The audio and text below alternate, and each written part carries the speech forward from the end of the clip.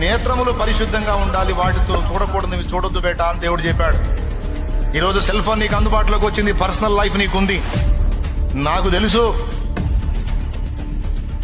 మన సైకాలజీ ఏంటో, మన శరీర తత్వం ఏంటో.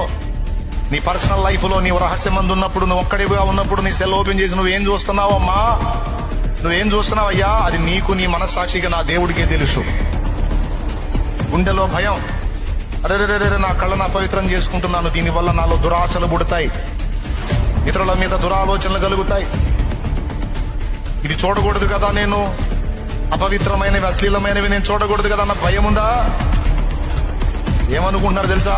దేవుడికి అన్ని తెలుసులే, శరీర బలహీనమని తెలుసులే, క్షమిస్తాళ్లే, కృపగలవాళ్లే, కనికరిస్తాళ్లే, ప్రభు బల దగ్గర ఒప్పుకుంటాలే. చాలా మంది ఎప్పుడు చెబుతున్నాడుగా, ఒప్పుకోండి క్షమిస్తాడు, ఒప్పుకోండి క్షమిస్తాడని. చేయటం ఒప్పుకోవటం, చేయటం ఒప్పుకోవటం, అదే అలవాటుగా మరి